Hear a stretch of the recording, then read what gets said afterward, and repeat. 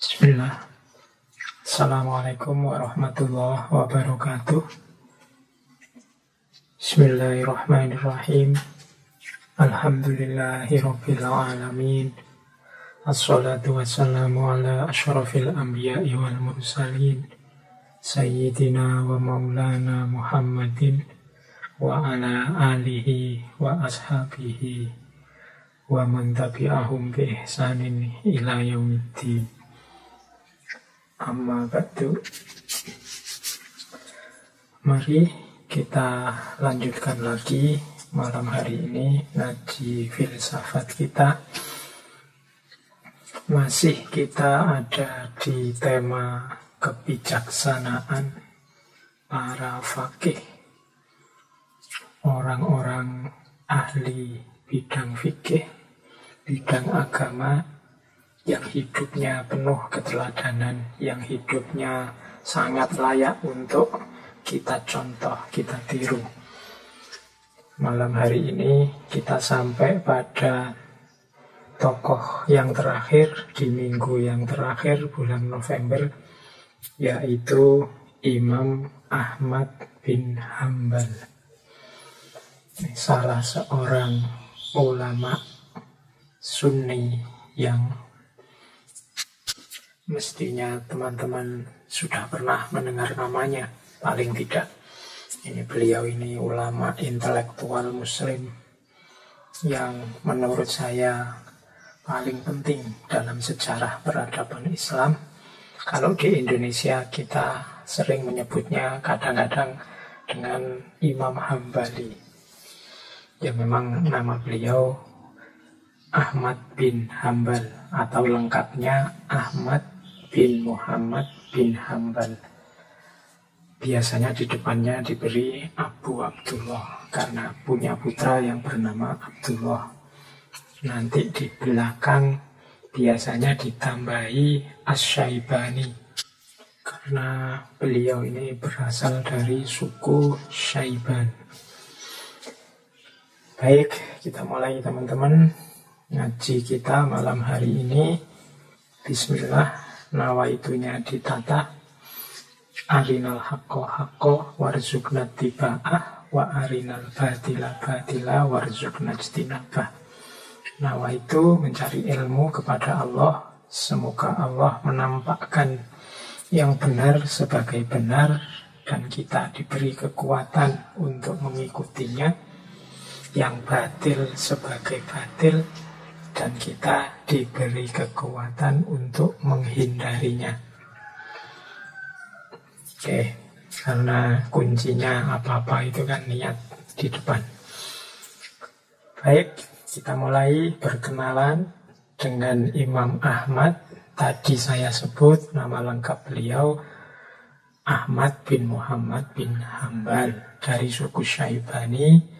Disebut kadang-kadang dengan nama putra beliau Abdullah, sehingga di depan diberi Abu Abdullah. Beliau lahir kalau tahun Hijriyah ya tahun 164 Hijriyah. Kalau tahun Masehi ini ada yang menyebut tahun 780 Masehi. Beliau lahir bulan November, sama seperti bulan kita hari ini. Dan nanti beliau meninggal sekitar tahun 855 Masehi. Berarti usia beliau sekitar 75 tahun. Ada juga yang bilang usia beliau itu 77 tahun. Baik, beliau ini yatim sejak kecil. Ini seperti kemarin ya, Imam Syafi'i. Jadi beliau hidup hanya bersama ibunya. Lahir di Baghdad. Ada pula yang menyebut sebenarnya bukan Baghdad kelahiran beliau, tapi daerah kalau sekarang ya Turkmenistan. Hanya saja ibunya pindah ke Baghdad saat mengandung Imam Ahmad bin Hanbal. Ya karena anak yatim, ya masa kecilnya pastinya tidak sebahagia, semewah anak-anak yang lain, termasuk mungkin tidak seperti kita. Tapi beliau ini dikenal pendiam, pinter, cerdas sejak kecil, dan dikenal juga sejak kecil sudah warok. Warok itu menjaga diri, takut berbuat dosa. Ini ciri beliau sejak kecil. Bahkan nanti sampai beliau jadi ulama besar pun dikenal gaya hidupnya sangat sederhana.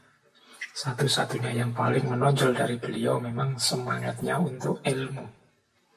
Kalau dari sisi ekonomi, beliau ini nanti banyak didukung ekonominya dengan cara beliau menyewakan alat untuk menyulam. Jadi sewa menyewa alat sulam. Itu untuk ekonomi beliau, meskipun beliau juga mungkin kalau mau bisa dekat dengan penguasa, mendapat kedudukan dan jabatan yang tinggi. Tapi beliau lebih memilih hidup yang zuhud, hidup yang sederhana.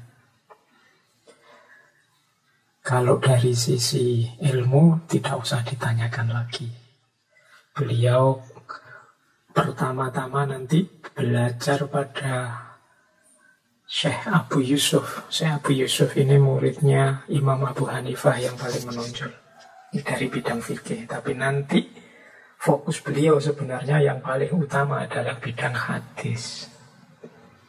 Ada cerita bahwa beliau ini punya 400 lebih guru untuk bidang hadis saja.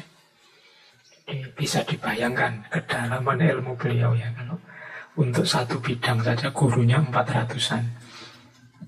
Kita kuliah dari S1 sampai S3 ya kalau dihitung paling guru kita, dosen kita ya puluhan. Tapi beliau ini kelihatan semangat untuk belajarnya. Bahkan beliau ini dikenal orang yang sangat cinta, sangat menghargai gurunya, siapapun itu. Ada cerita dari putra beliau, Abdullah, bahwa Imam Ahmad ini kalau berdoa, selain mendoakan orang tuanya, di belakang doa itu selalu menyebut nama-nama guru beliau satu-satu. Yang sering didengar disebut oleh Imam Abdullah, yang diucapkan oleh Imam Ahmad adalah nama Imam Syafi'i. Karena ceritanya Imam Syafi'i ini guru yang paling dicintai oleh Imam Ahmad. Minggu lalu ada banyak cerita-cerita tentang mereka berdua. Oke, apalagi informasi tentang beliau. Beliau punya satu masterpiece karya, kitab hadis yang luar biasa, yaitu Al-Musnad Al-Kabir. Karena beliau memang expertnya di bidang hadis. Kitab ini isinya tidak kurang dari 27.000 hadis yang disusun dengan sistematika sanad. Nah, ini salah satu karya yang monumental dalam dunia hadis. Bahkan kabarnya beliau ini hafal 1 juta hadis. Ini kalau ini saya tidak yakin ya kita bisa niru, apalagi yang malam ini ikut ngaji lah usianya sudah berapa untuk kita hafal 10, 20 hadis, 40 hadis, arba'in itu sudah luar biasa. Tapi beliau ini hafal 1 juta hadis. Tidak terbayangkan bagaimana dulu beliau mengelola waktunya. Padahal waktu para ulama besar ini kan ya sama kayak kita, 24 jam. Imam Ahmad ini umur 15 tahun hafal Al-Quran dan nanti hafal 1 juta hadis. Loh, itu kita yang gak hafal itu mungkin bayangkannya ini mesti setiap hari mulutnya hafalan terus. Ya mungkin begitu, yang jelas menunjukkan bahwa beliau-beliau para ulama ini memang serius mengabdikan hidupnya untuk ilmu dan kemaslahatan umat tentunya. Jadi itu dari sisi intelektual. Kalau dari sisi fikih ya nanti beliau akhirnya diikuti banyak orang dengan satu madhab khusus fikih yang kita kenal sebagai madhab Hambali. Nah, ini beliau ini guru-gurunya dari semua madhab sebelumnya. Tadi kan ada Abu Yusuf dari Imam Abu Hanifah dari madhab Hanafi. Kemudian secara langsung juga belajar dari Imam Syafi'i. Nanti beberapa gurunya juga alirannya Maliki. Dan Imam Ahmad ini melakukan improvisasi, mengembangkan madhab-madhab sebelumnya yang nanti lahirlah namanya madhab Hambali. Meskipun gurunya Imam Syafi'i, beliau punya gaya sendiri yang sedikit berbeda dengan Imam Syafi'i, khususnya pada penekanan aspek hadis, tidak kesusu menggunakan akal. Ada cerita juga beliau ini sangat ahli di bidang bahasa dan sastra. Di bidang Al-Quran juga begitu. Beliau dikenal ahli dalam bidang nasikh wal mansukh. Beliau juga mengembangkan gaya qiraat yang berbeda. Ini mahasiswa tafsir silahkan dipelajari. Imam Ahmad ini dikenal kalau gaya qiraatnya beliau tidak suka kalau berlebih-lebihan memanjang-manjangkan bacaan Hamzah. Silahkan diteliti yang mahasiswa tafsir, yang tentang fikih ya monggo, mahasiswa syariah, mahasiswa fikih, mahasiswa hukum bisa menggali pemahaman beliau ini. Ya malam hari ini kita mengkaji beliau dari sisi hikmah, dari sisi kebijaksanaan hidup. Sesuai tema kita kan memang temanya ngaji filsafat. Bidang yang berbeda monggo digali lebih intensif oleh para ahlinya masing-masing. Nah, hanya saja tentang Imam Ahmad ini di babak-babak akhir kehidupan beliau mengalami beberapa ujian yang menyakitkan. Jadi beliau ini dengan pemahaman beliau nanti berbeda pandangan dengan dinasti, dengan kekhalifahan saat itu. Yang saat itu khalifahnya adalah Al-Ma'mun. Nah, khalifah Al-Ma'mun ini madhab resminya Mu'tazilah. Dan nanti bertentangan dengan beberapa pandangannya Imam Ahmad. Nanti Al-Ma'mun ini melakukan namanya mihnah. Mihnah itu uji keimanan, uji kepercayaan. Jadi para ulama yang pandangan-pandangannya berlawanan dengan pandangannya negara yang resmi akan dihukum, dieksekusi. Nah, Imam Ahmad termasuk dari para ulama yang beberapa pandangannya berbeda. Khususnya yang paling terkenal sekali pandangan beliau tentang Al-Quran. Kalau menurut Al-Ma'mun dan dinastinya saat itu, Al-Quran itu makhluk. Tapi Imam Ahmad bin Hambal tidak mau disuruh mengikuti pandangan ini. Bagi beliau, Al-Quran itu ya hakikatnya kalamullah, bukan makhluk. Ini diskusi-diskusi ilmu kalam. Nanti Imam Ahmad juga termasuk salah satu pionir dalam tokoh besar dalam kajian ilmu kalam. Nanti dari beliau lah nanti lahir satu pandangan yang secara ilmu kalam dikenal dengan nama Salafiyah. Nah, dengan bedanya pandangan ini akhirnya Imam Ahmad dipenjara, disiksa. Dan lama, sampai khalifahnya ganti Al-Mutawakkil. Setelah khalifahnya ganti Al-Mutawakkil, ya beliau merasa menyesal telah menyengsarakan, memenjarakan, menyiksa seorang ulama besar. Akhirnya dibebaskan oleh Al-Mutawakkil. Kemudian beliau pulang ke rumah, tapi sudah, ya kalau bahasa kita beliau sudah sakit-sakitan. Dan tepat nanti di usia 77 atau 75 tahun seperti riwayat yang berbeda saya sebut tadi, beliau tutup usia di Baghdad, Irak.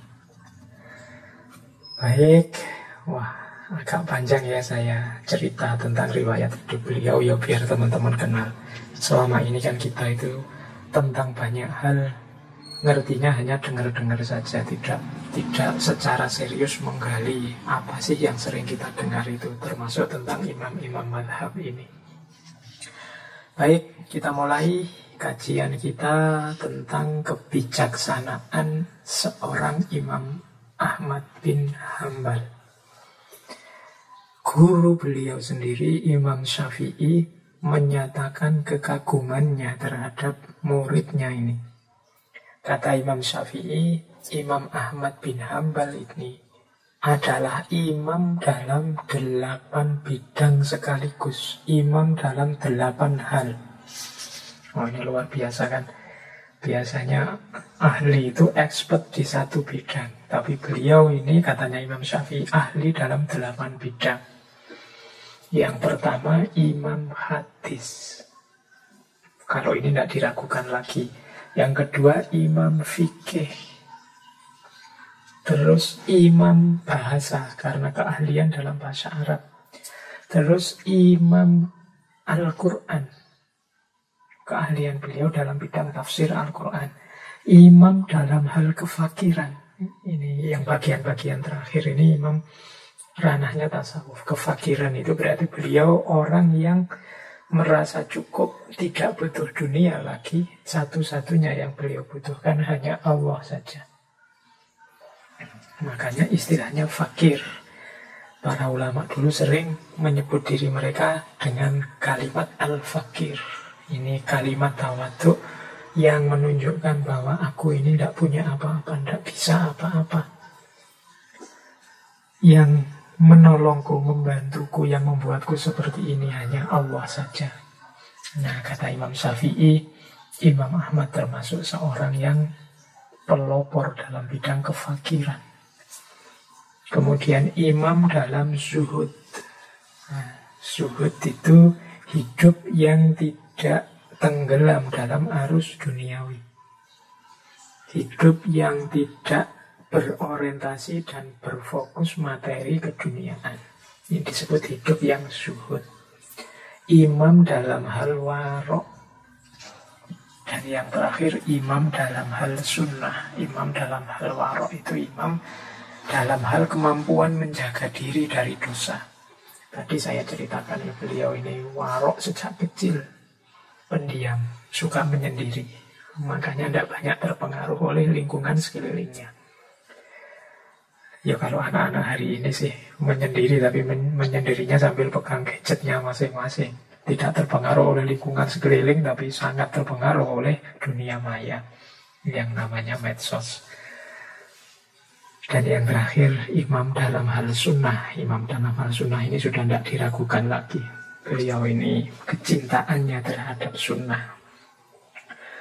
Jadi dari pengakuan gurunya ini saja, sebenarnya kita tidak perlu panjang lebar menggali, membuktikan kealiman beliau. Nah, terus kita lanjutkan. Imam Ahmad ini dikenal sangat cinta dengan hadis, memberi porsi besar terhadap sunnah, termasuk nanti dalam hukum, dalam fikih. Ini saya beri informasi sedikit meskipun kita ngajinya tidak fikih ya. Yang saya jelaskan tadi tergambar misalnya ketika beliau menetapkan sumber hukum dalam fikih. Ya yang pertama sama, semua imam madhab itu referensi primernya Al-Quran dan hadis. Nah, sisanya yang berbeda-beda. Kalau Imam Ahmad setelah Al-Quran dan hadis ada fatwa sahabat yang tidak kontroversi, tidak berbeda pendapat. Kemudian hadis mursal atau hadis dhaif, asal tidak maudhu, kalau menurut Imam Ahmad boleh dipakai untuk fadhailul a'mal.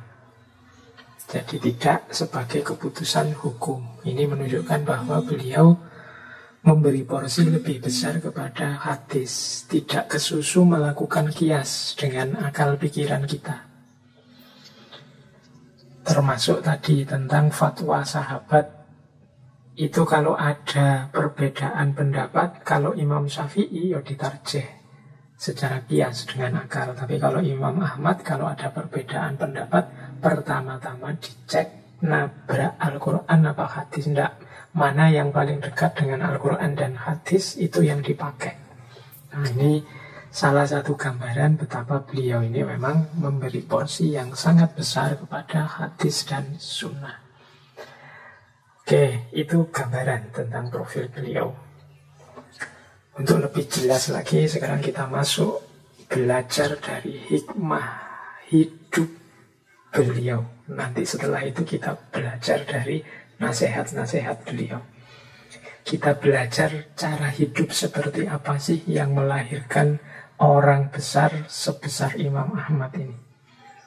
Coba kita dengarkan ya ceritanya putra beliau langsung, Abdullah bin Imam Ahmad, tentang kebiasaan-kebiasaan Imam Ahmad.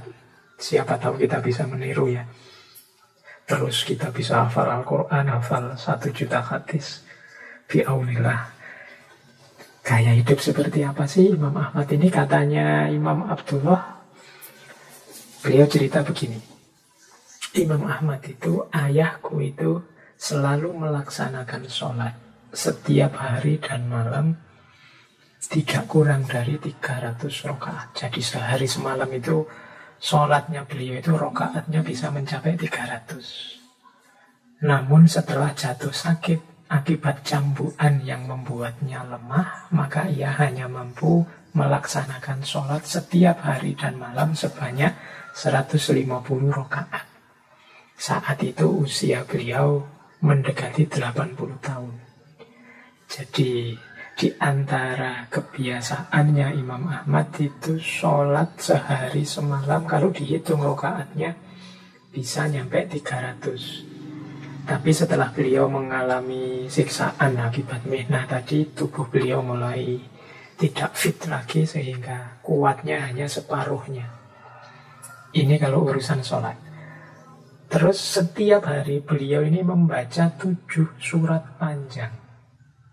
Jadi kalau ngaji yang dipilih surat-surat panjang. Sehari bisa sampai 7 surat.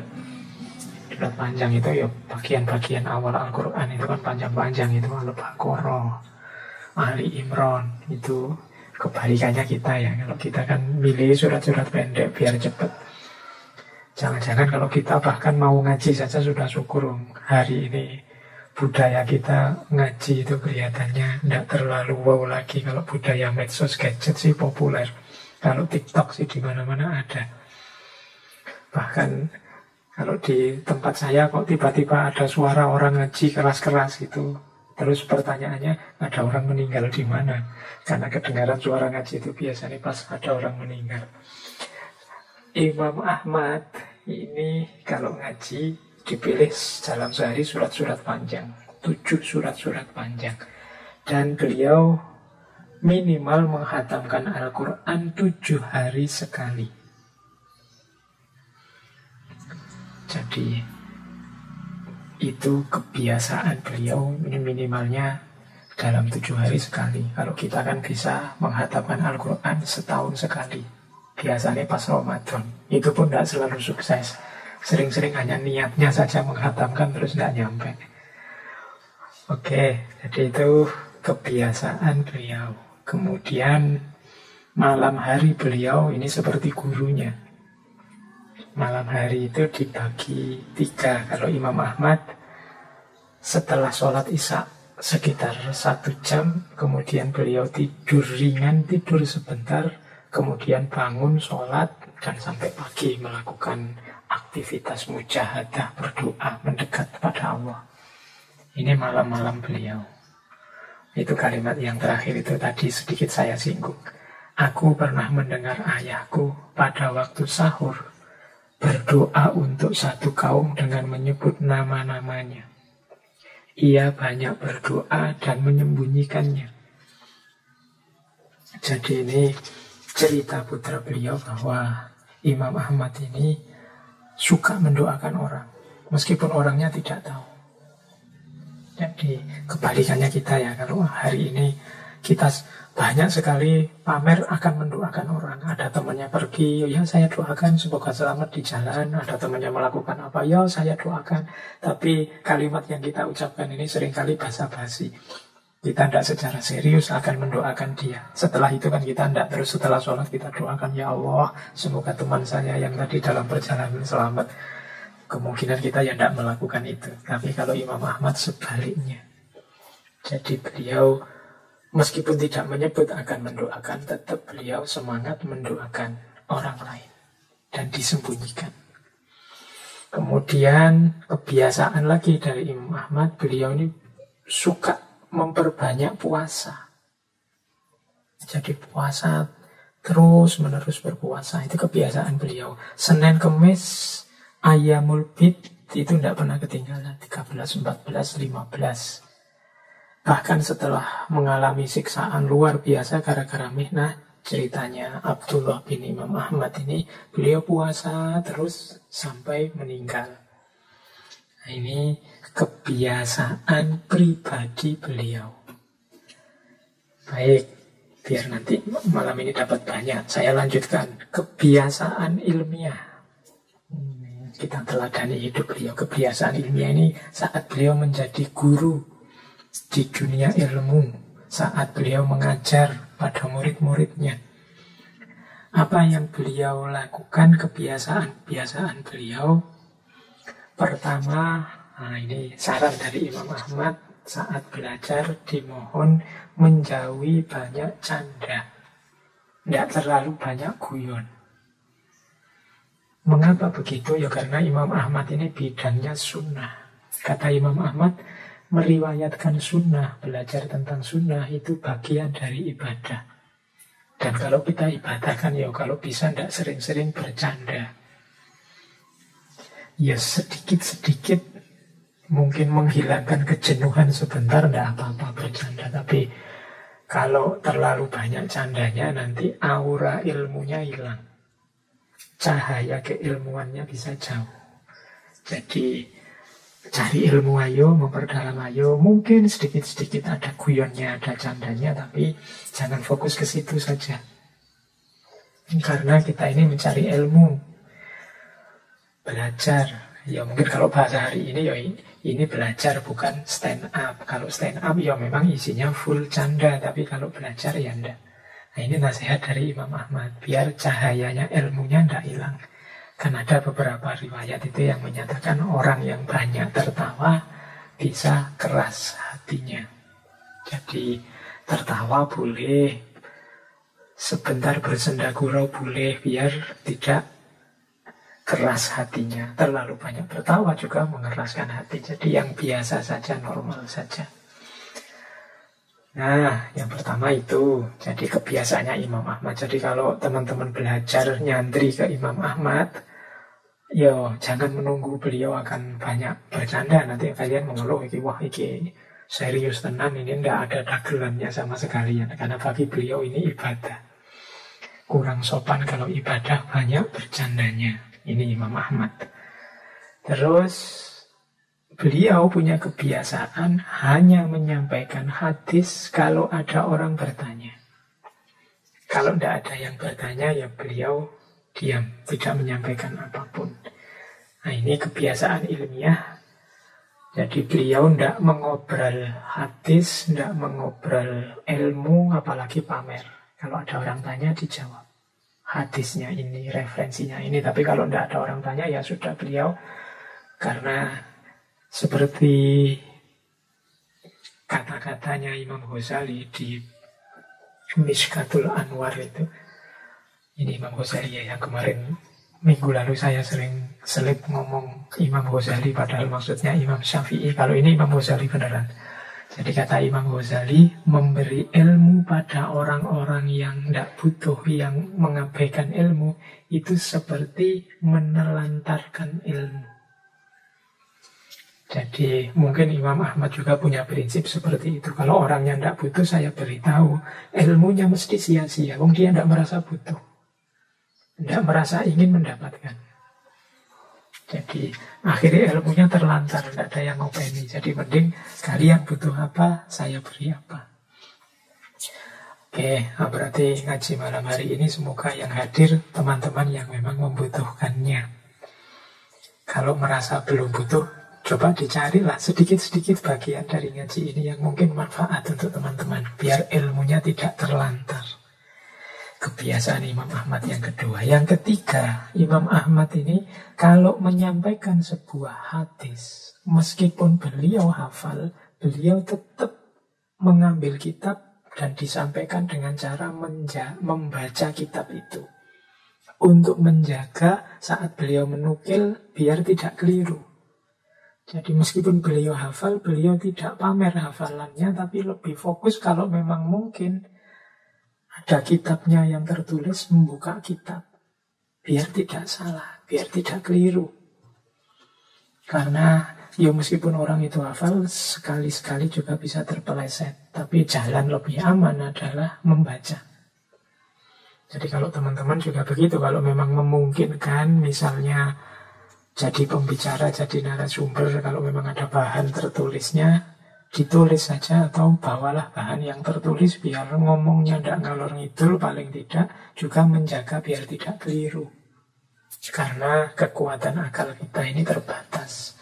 Bahkan seandainya hanya khutbah Jumat sekalipun, kalau bisa ya ada bahan tertulisnya, biar terkontrol.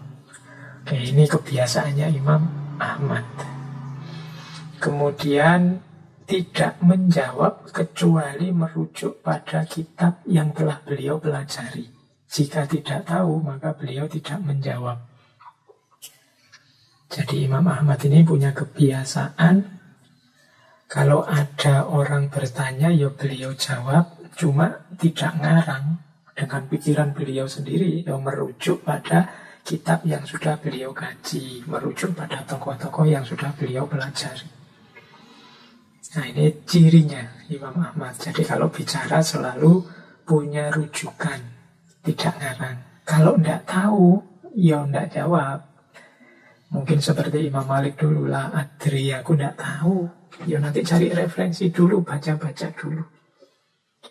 Jadi tidak menjawab kecuali merujuk kitab yang beliau pelajari. Nah, yang terakhir, di antara kebiasaan ilmiah beliau, beliau ini tidak membolehkan murid-muridnya menulis kecuali hanya hadisnya Rasulullah. Fatwa-fatwa fikih beliau tidak boleh ditulis oleh beliau. Jadi mungkin pandangan-pandangan fikih beliau itu beliau menganggapnya ini pandangan pribadi yang orang boleh setuju, boleh tidak. Kalau sudah ditulis mungkin khawatirnya nanti orang menganggapnya itu pasti benar. Nah, ini diantara ketawaduan beliau. Tulislah yang memang asli sumbernya dari Rasulullah, bukan yang pendapatku. Fatwa itu kan bagaimanapun ijtihadnya beliau. Ini ketawaduan beliau. Tapi apa tidak boleh Pak kita mengikuti fatwa-fatwa beliau? Ya boleh. Justru menunjukkan kita sadar diri. Wong ulama sebesar Imam Ahmad saja setawadu itu, apalagi kita yang tidak ada apa-apanya. Kalau dalam hal memahami hukum, membaca Al-Quran, memahami hadis, insya Allah beliau ini sudah tidak ada tandingannya, apalagi ditandingkan dengan kita.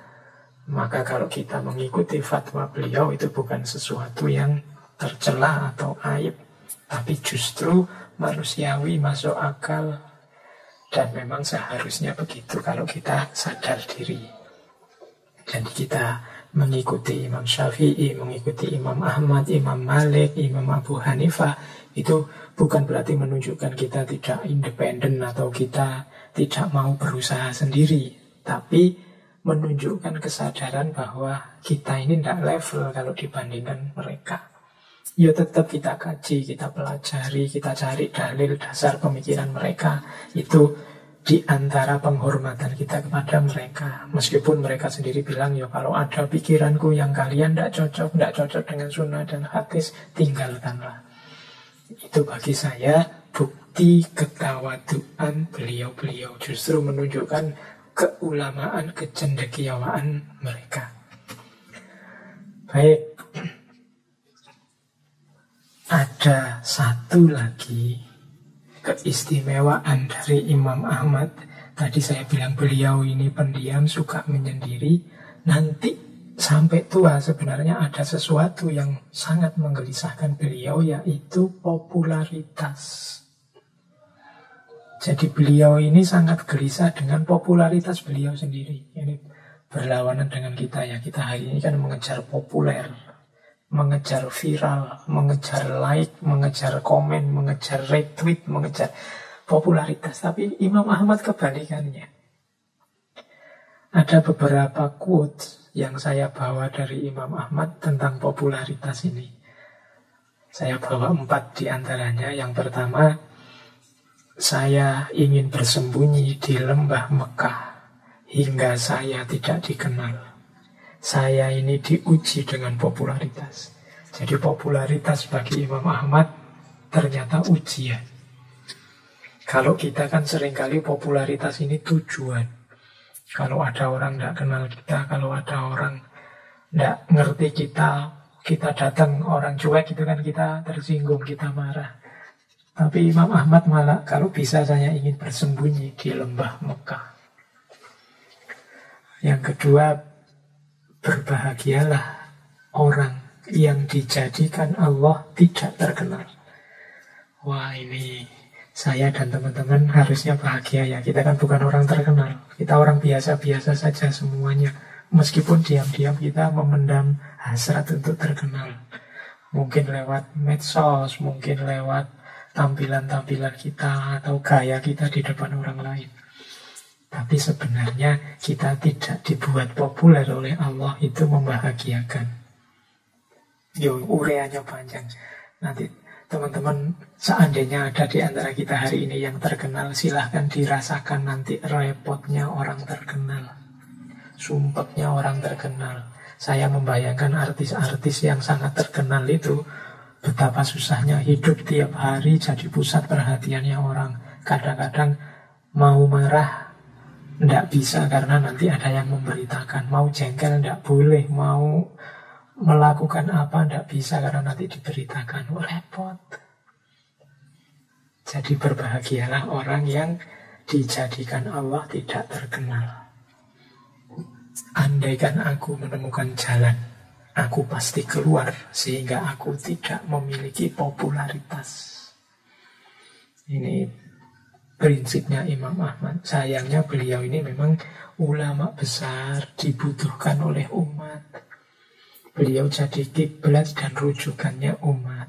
Mau tidak mau, beliau jadi sasaran, tujuan, tempat bertanya, fokus keilmuannya umat. Yang ini hakikatnya menggelisahkan beliau. Jika seseorang benar-benar menyadari nilai dirinya, lalu apa untungnya ia mengharapkan pujian dari manusia? Kalimat dari Imam Ahmad ini sebenarnya memperjelas mengapa sih popularitas itu tidak penting. Popularitas itu kan sejenis pengakuan orang. Dalam bentuk yang dalam biasanya munculnya pujian-pujian orang, kekaguman orang pada kita, sehingga kita terus jadi pusat perhatian. Ini kalau tidak hati-hati bisa membuat kita tergelincir, membuat kita sombong, membuat kita angkuh. Kata Imam Ahmad, kalau orang itu sudah ngerti bahwa dia benar, bahwa dia baik, yang dia lakukan sudah lurus semua, tidak ada pentingnya lagi pengakuan orang, pujian orang. Kadang-kadang orang menunggu pengakuan, menunggu pujian orang itu karena dia belum yakin apa yang saya lakukan ini baik enggak sih, benar enggak sih. Itu kan kita nunggu komennya orang, kita menunggu pujiannya orang. Kata Imam Ahmad berarti ya kita belum benar-benar sadar, belum benar-benar tahu kalau yang kita lakukan itu baik atau benar. Kalau sudah yakin benar, yakin baik, ya kita tidak akan menunggu apakah orang suka atau tidak, memuji atau tidak. Urusannya mereka. Saya yakin yang saya lakukan baik dan benar. Kita kan misalnya foto karena ingin dianggap ganteng, terus kita share, nunggu orang like semua. Begitu banyak yang bilang, wah ganteng nih, wah tambah cakep aja, wah tambah mulus aja, wah kita terus muncul rasa berarti aku memang ganteng. Itu berarti semula kita tidak yakin kita ganteng, nunggu komen orang. Atau jangan-jangan kita ingin menipu diri saja. Oke, baik. Ini tentang popularitas. Menurut Imam Ahmad, jadi beliau ini sebesar itu, sealim itu, sesoleh itu, sebenarnya beliau tidak ingin dikenali, tidak ingin populer. Kalau bisa, beliau ingin sembunyi saja di lembah Makkah. Bahkan ini salah satu kalimat yang kita temukan di semua imam madhab yang kemarin kita bahas. Ada kalimat semacam ini. Ini menunjukkan tawadhu'nya beliau. Jangan engkau ikuti aku, jangan pula mengikuti Malik, Syafi'i, Auza'i, Tsauri, tetapi ambillah dari mana mereka mengambil. Barang siapa yang menolak hadis Rasulullah Shallallahu Alaihi Wasallam, maka sesungguhnya ia telah berada di ambang kehancuran. Jadi ini Imam Ahmad sebagaimana Imam Abu Hanifah dulu, sebagaimana Imam Malik dulu, sebagaimana Imam Syafi'i kemarin, menyatakan bahwa aku ini manusia biasa, engkau tidak boleh mengikuti aku.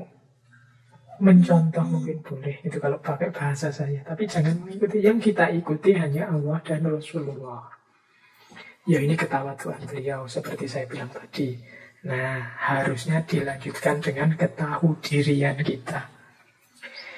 Jadi kita ini tidak taklid pada Imam Ahmad, tidak taklid pada Imam Syafi'i, tapi kita mengikuti pandangan Imam Ahmad, mengikuti pandangan Imam Syafi'i tentang Al-Quran dan hadis, karena kita tahu beliau-beliau ini yang lebih ahli, kapasitasnya jauh lebih mumpuni dibandingkan kita. Jadi mereka tawadhu, kita tahu diri.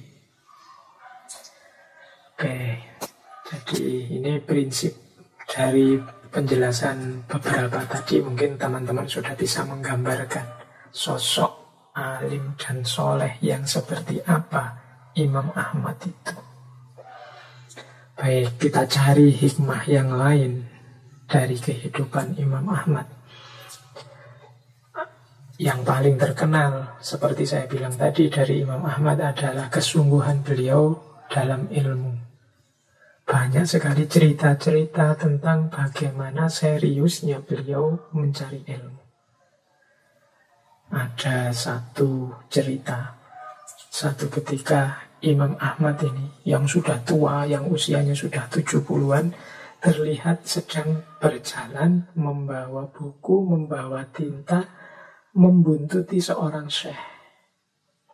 Terus disapa oleh seseorang, "Wahai Abu Abdillah, sampai kapan engkau melakukan hal seperti ini? Padahal engkau sudah menjadi imamnya kaum muslimin." Beliau berkata, "Bersama tempat tinta sampai kuburan." Nah, ini kalimatnya bisa teman-teman jadikan jargonnya untuk semangat belajar. Bersama wadahnya tinta sampai kuburan, berarti semangat belajar yang tidak putus. Kalau bahasanya hadis, minal mahdi ilal lahdi, dari buayan sampai liang lahat. Kata Imam Ahmad dalam salah satu quotes tentang beliau, manusia lebih membutuhkan ilmu dibandingkan makan dan minum. Karena dalam sehari, seseorang hanya membutuhkan makan minum 1 atau 2 kali saja, sementara ia membutuhkan ilmu dalam setiap helaan nafasnya. Oh, ini quotes ini bagus, tapi jangan-jangan kebalikannya kita ya. Kita setiap detiknya yang dipikir makanan, kalau untuk ilmu sehari 1-2 kali saja. Tapi kalau Imam Ahmad, makan itu kan 1-2 kali saja sehari cukup. Tapi kalau ilmu, setiap helaan nafas. Imam Ahmad ini mengembara kemana-mana mencari ilmu. Dari Baghdad ke Basra, dari Basra ke Kufah, dari Kufah ke Hijaz, dari Hijaz ke Yaman. Semua ulama beliau kunjungi bertahun-tahun. Di Hijaz ada cerita beliau ini sampai 5 tahun. mengejar hadis-hadis. Beliau tidak mencukupkan diri hanya dari kitab atau buku, tapi beliau ingin ketemu langsung dengan ulamanya. Ada cerita, suatu ketika beliau ini bertemu seorang gurunya, Abdul Razak bin Humam. Ini nanti beliau dijadikan guru oleh Imam Ahmad. Ketemu di Mekah. Mestinya Imam Ahmad ini waktu ketemu bisalah mengkonfirmasi hadis-hadis yang ingin beliau konfirmasi, beliau ambil. Tapi tidak, waktu ketemu di Mekah ya beliau menghormati sebagaimana guru dengan murid. Tapi beliau tidak ingin merepotkan gurunya ini dengan pelajaran-pelajaran hadis. Nanti setelah Imam Abdul Razak bin Humam ini pulang ke tempat beliau namanya Son'ah, baru Imam Ahmad nyusul capek-capek ke Son'ah untuk mengambil hadis dari Syekh Abdul Razak bin Humam. Nah, ini menurut saya menunjukkan kesolehan sekaligus keseriusan beliau dalam ilmu. Kok milih jalan yang susah loh Pak? Ya kadang-kadang kalau dalam tradisi keilmuan itu kan sesuatu yang diperoleh dengan susah payah itu lebih melekat dengan sesuatu yang gampang sekali diperoleh. Yang mudah diperoleh, mudah hilang. Sokbun la yunsa wasahlu yunsa. Yang sulit itu sukar dilupakan. Yang mudah akhirnya juga gampang terlupakan. Oke, ya di samping memang adabnya mencari ilmu, kan tidak mungkin ketemu guru di tengah jalan langsung diajak diskusi. Ya mencari waktu, mencari momen yang tepat, mungkin dengan berkunjung ke rumah beliau diajak ngobrol. Baik, itu di antara adabnya Imam Ahmad dan keseriusan beliau dalam mencari ilmu. Ada lagi cerita yang menurut saya cerita ini menyentuh tentang adab mencari ilmunya dan adab memberikan ilmu. Kalau tadi kan adab mencari ilmunya, ada cerita adab beliau dalam memberikan ilmu kepada murid-muridnya. Ada cerita yang disampaikan oleh seorang murid beliau yang namanya Harun bin Abdullah Al-Baghdadi. Jadi satu ketika kata Harun bin Abdullah, saat larut malam, pintuku diketuk oleh orang. Ini sudah sepi, malam hari, dini hari, pintunya diketuk orang. Terus aku bertanya, siapa? Ada suara lirih dari luar pelan sekali menjawab, Ahmad. Aku menyelidik lagi, Ahmad yang mana? Nama Ahmad kan mestinya ya banyak, nama Ahmad, nama Muhammad. Jadi beliau ini tanya, ini Ahmad yang mana? Nyaris berbisik, ku dengar suara Ibnu Hambal. Ada suara pelan, Ahmad. Ahmad siapa? Bin Hambal. Kaget. Syekh Harun ini, subhanallah, itu guruku. Cepat-cepat dibukakan pintu. Beliau pun masuk, tapi dengan langkah yang berjingkat-jingkat pelan-pelan. Kemudian dipersilahkan duduk. Beliau juga duduknya pelan-pelan, hati-hati agar kursinya tidak bunyi. Baru kemudian Syekh Harun tanya, wahai guru, ada urusan penting apa sehingga mengunjungiku selarut malam ini?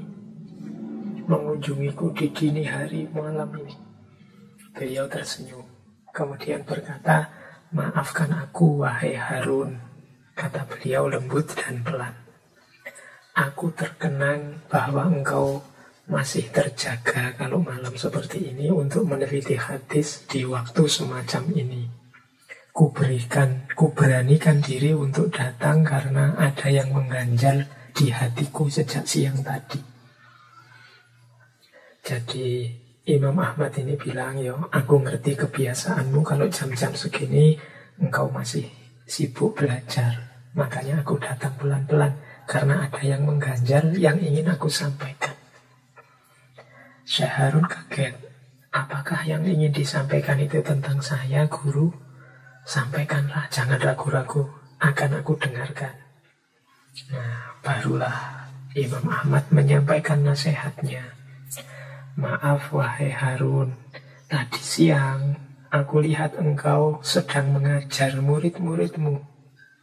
Engkau membaca hadis untuk mereka catat. Aku lihat saat itu mereka, murid-muridmu ini, ada yang tersengat oleh teriknya matahari. Sedangkan engkau teduh dinaungi oleh bayangan pepohonan. Lain kali jangan begitu, wahai Harun. Duduklah dalam keadaan yang sama sebagaimana muridmu duduk. Jadi Imam Ahmad ini mengingatkan, tadi siang aku melihat saat engkau mengajar, engkau mencari tempat yang teduh, dinaungi pepohonan, sementara banyak muridmu yang tersengat oleh matahari. Lain kali jangan begitu. Kalau memang murid-muridmu kepanasan, ya engkau harus bergabung bersama mereka. Nah, setelah itu Imam Ahmad terus pamit, pelan-pelan lagi pamitnya. Berjingkat-jingkat menutup pintu juga pelan-pelan. Nah, ini Syekh Harun ini betapa takjub. Beliau menangis melihat adab gurunya, akhlaknya yang sangat indah. Kata Syekh Harun, beliau bisa saja menegurku di depan para murid. Toh, murid-murid juga tahu beliau guruku dan berhak untuk itu. Tetapi tidak dilakukannya untuk menjaga wibawaku. Beliau bisa saja datang sore hari, setelah maghrib, setelah isya, kan lebih mudah. Tapi itu tidak dilakukannya demi menjaga rahasia. Dari nasihat-nasihatnya, beliau sangat hafal kebiasaanku yang masih terjaga di larut malam. Beliau datang mengendap-endap pelan-pelan, bicara lembut, berbisik. Semua dilakukan agar keluargaku tidak tahu. Agar aku yang adalah seorang ayah dan suami tetap terjaga kehormatannya sebagai imam dan teladan di tengah keluarga. Jadi ini contoh adabnya seorang guru kepada murid. Jadi ingin mengingatkan, menasehati saja dengan cara yang paling tersembunyi, paling halus, paling tidak menyinggung perasaan. Nah, ini di antara contoh mungkin yang bisa kita teladani dari seorang Imam Ahmad. Jadi ya monggo ya kita serap sendiri cerita tadi. Kita sinkronkan dengan kelakuan kita sendiri hari ini. Semoga tidak kita pakai untuk nuding orang yang tidak seperti ini. Kita jadikan bahan introspeksi saja, bukan bahan untuk menyalahkan atau menjatuhkan orang lain. Ya meskipun saya tahu hari ini banyak orang saling menasehatinya dengan cara membongkar aib secara terbuka lewat medsos-medsos. Semoga kita tidak tergolong yang seperti itu. Kalau memang kita merasa bertanggung jawab meluruskan, menasehati, coba kita ambil jalan yang lembut, jalan yang sebagaimana ditempuh oleh Imam Ahmad tadi. Baik, terus. Nah, itu cerita tentang kepribadian Imam Ahmad bin Hanbal. Ada satu cerita lagi, mungkin ini agak berbeda dengan yang tadi. Mungkin bisa juga kita ambil hikmahnya. Kalau ini hikmah yang tidak secara langsung berhubungan dengan Imam Ahmad, tapi Imam Ahmad menjadi saksinya. Jadi suatu ketika, ini cerita dari Imam Ahmad bin Hanbal sendiri ini. Berarti kita anggap saja ini pelajaran dari Imam Ahmad. Jadi Imam Ahmad bercerita begini. Satu hari saya tidak tahu mengapa kok ingin sekali pergi ke Basrah, Irak. Jadi mungkin semacam ilham dari Allah untuk berangkat ke Basrah. Pokoknya dia tiba-tiba ingin sekali ke Basrah. Ya sudah, beliau berangkat ke sana.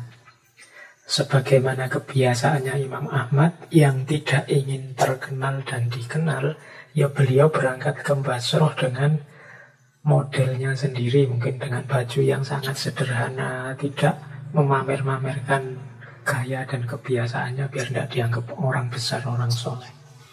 Sampai di Basrah Isya. beliau ikut sholat di satu masjid.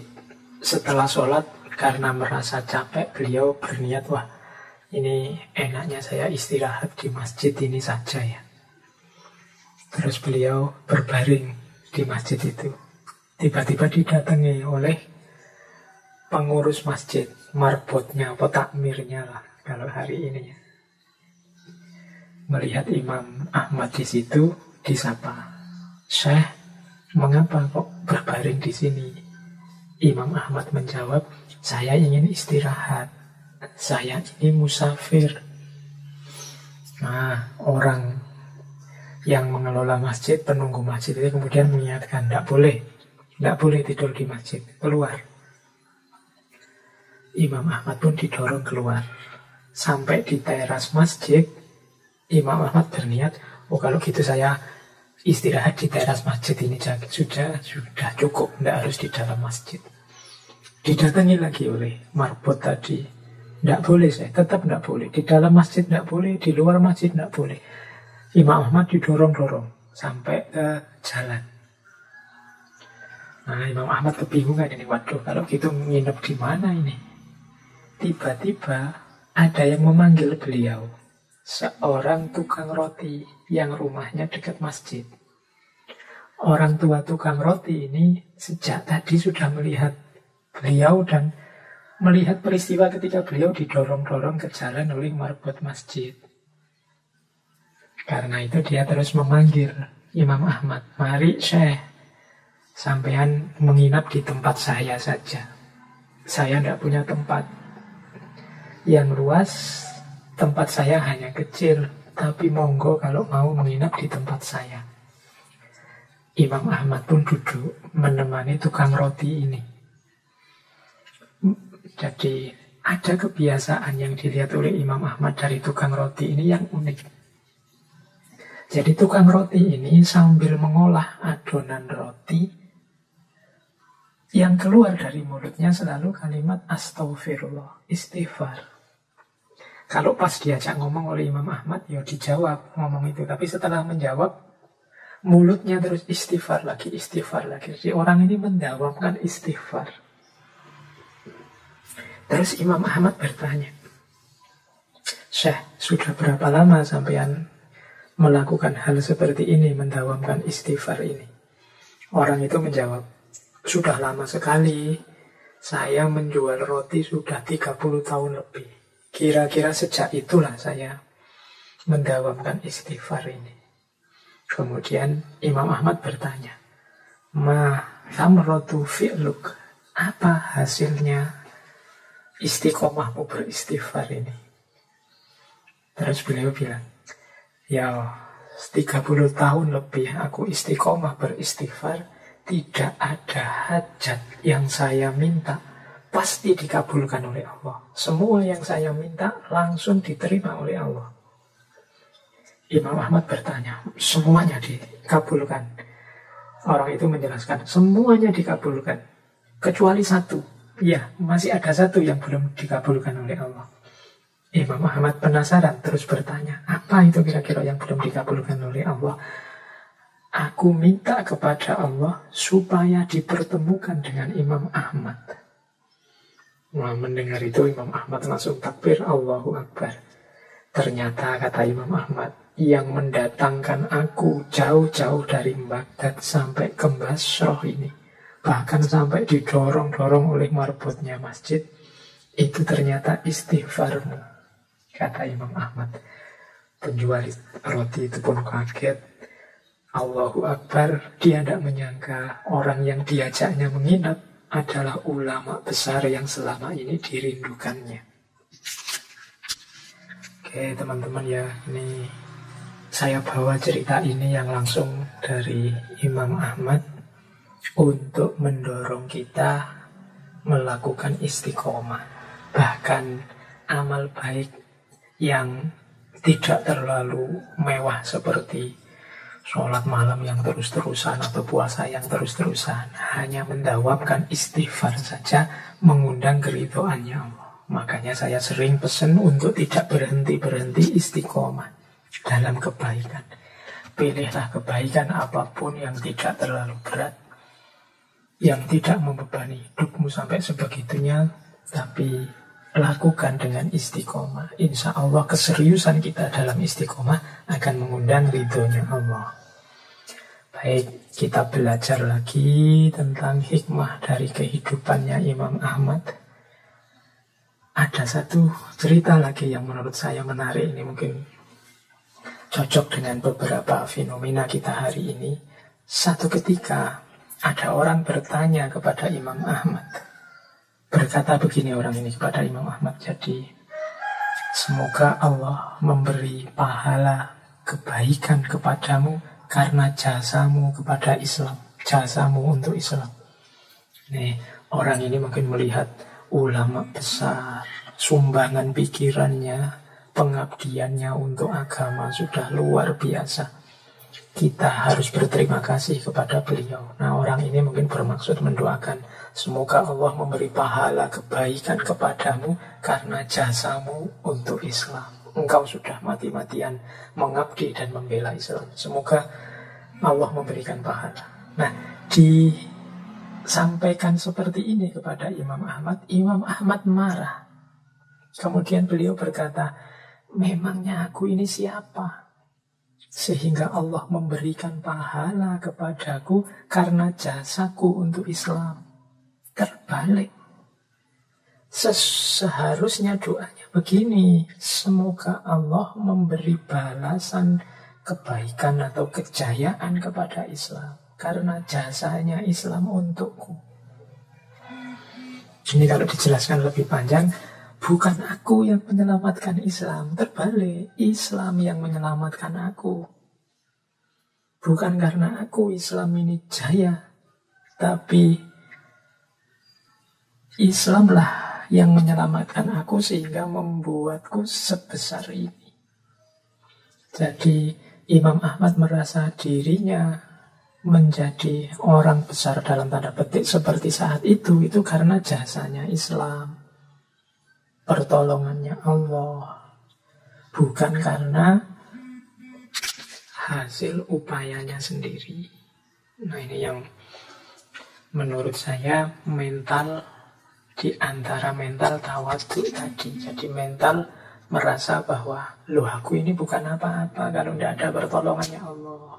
Aku ini bukan siapa-siapa kalau aku tidak berada di bawah naungan Islam. Hakikatnya Islamlah yang melindungiku, menunjukkanku jalan yang baik dan benar, sehingga aku bisa jadi seperti ini. Maka doanya, semoga kejayaan, kemuliaan, kebaikan untuk Islam dan para pemeluknya karena jasanya untukku, karena banyak hal sudah diberikan untukku.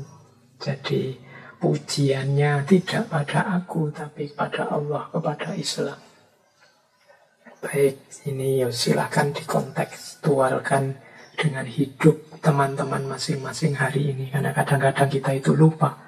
Kalau hari ini teman-teman sukses di bidang apapun, mungkin menjadi sosok yang alim, soleh, cerdas, selamat, disukai banyak orang.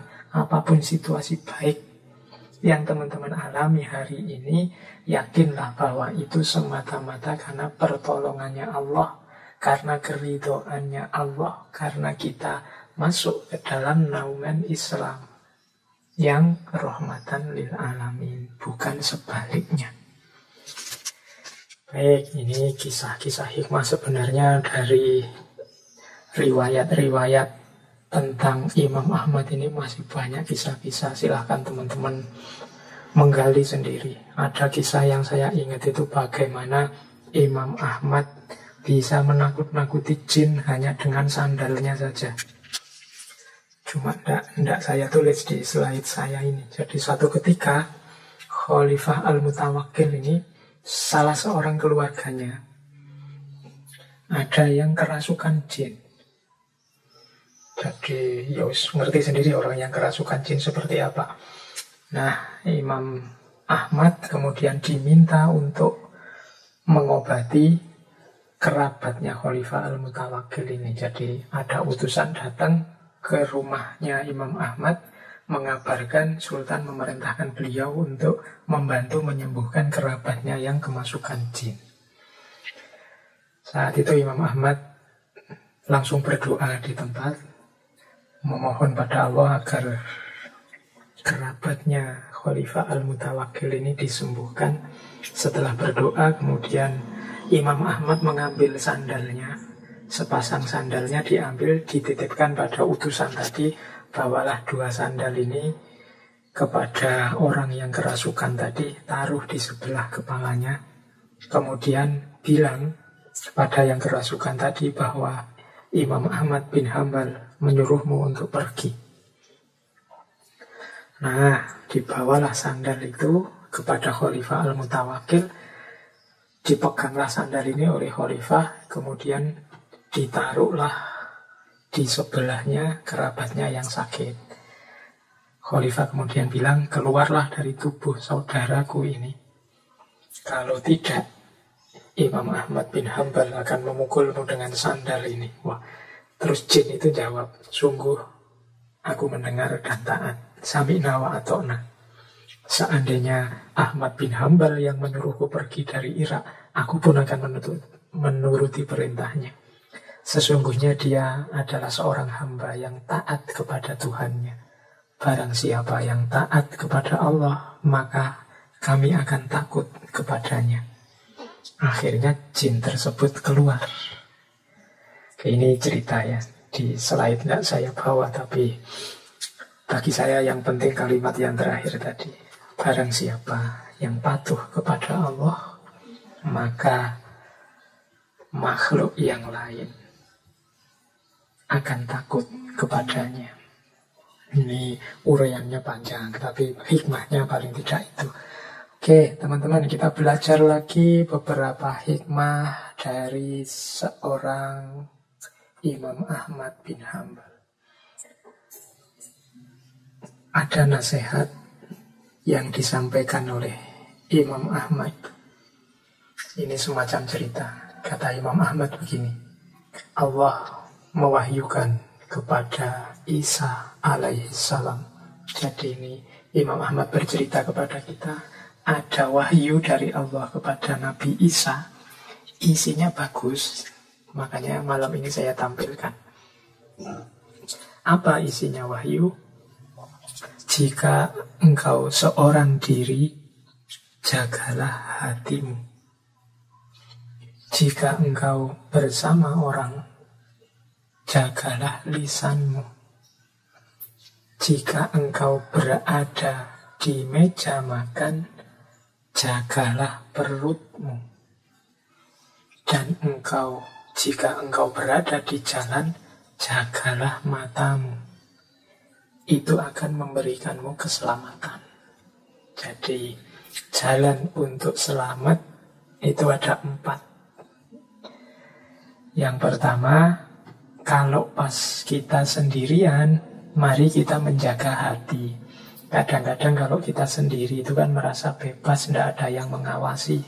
Terus kita melakukan hal-hal yang negatif dalam tanda petik, karena merasa aman. Mungkin entahlah, teman-teman ngerti sendiri, kadang-kadang kalau kita pas los sendirian itu kan merasa, alah tidak ada yang lihat saja. Terus kita melakukan apapun yang kalau itu kelihatan orang kita malu, tapi tidak masalah. Ini hati-hati, ini termasuk tidak menjaga hati. Kalau kita los, tidak kontrol lagi pas sendirian, berarti apa? Merusak hati. Kesalahan itu kan seperti teorinya Imam Ghazali kan, setiap kali satu kesalahan kita lakukan, satu ketidakpantasan, ketidakharusan kita jalankan, ada satu titik buram dalam hati kita, sadar apa enggak? Maka hati-hati, meskipun sendirian. Saya benci sama orang itu, tapi enggak saya tampilkan. Pas sendirian saja saya bayangkan wajahnya, tak tendangi, diwakili oleh bantal misalnya. Ini titik-titik loss. Hati-hati karena merusak hati. Ya mungkin secara sosial nama kita tidak rusak, tapi hati kita rusak. Karena kekeliruan-kekeliruan, kesalahan-kesalahan yang sengaja kita lakukan dan di-ACC oleh hati dan pikiran akan memburamkan hati. Jadi latihan menjaga hati meskipun sendirian. Yang kedua, jika bersama orang lain, jagalah lisan. Kalau ini sudah banyak yang menasehati di tema yang sama. Jadi kuncinya keselamatan bersama orang lain pertama-tama lisan kita. Biasanya kalau sudah akrab, sudah nyambung sama seseorang, itu lisan kita tidak kontrol lagi. Sering salah ngomong. Baik, kalau hari ini ngomong itu kan bisa dalam bentuk tulis lewat postingan-postingan medsos atau dalam bentuk yang lain. Video-video dan macam-macam. Ayo hati-hati, kalau tidak ada pentingnya tidak usah ngomong. Kalau tidak ada urgensinya tidak perlu menyampaikan apa-apa. Coba dihitung seandainya saya tidak posting ini, ada kerusakan apa? Ada kehancuran apa? Atau tidak ada efeknya apa-apa, sekedar menunjukkan bahwa aku ini pintar, aku ini alim, aku ini tahu banyak wawasan. Mari kita hati-hati. Kecuali memang urgent, ini harus saya sampaikan. Kalau tidak saya sampaikan, orang akan salah memahami, orang akan tersesat, maka saya sampaikan. Dan tidak ada niat sedikit pun untuk aku memamerkan kebisaanku, kemampuanku. Dan aku sadar aku juga tidak selalu benar. Ini juga termasuk menjaga lisan. Yang ketiga termasuk menjaga lisan. Jika engkau berada di meja makan, jagalah perutmu. Nah, ini menjaga perut. Perut itu sering disimbolkan dengan nafsu. Kalau perut ini kita artikan nafsu, meja makan ini bisa kita artikan dunia. Diartikan letterlek juga boleh, diartikan majasi sebagai nafsu dan dunia juga boleh. Kalau kita di meja makan tidak menjaga perut, biasanya efeknya individual dan sosial. Dan juga mungkin vertikal, ada religiusnya. Individual apa? Sakit. Kalau makan kita tidak kontrol, sakit. Hari ini penyakit-penyakit berat itu kan banyak yang awalnya karena makan yang tidak kontrol. Secara sosial apa? Kehormatan.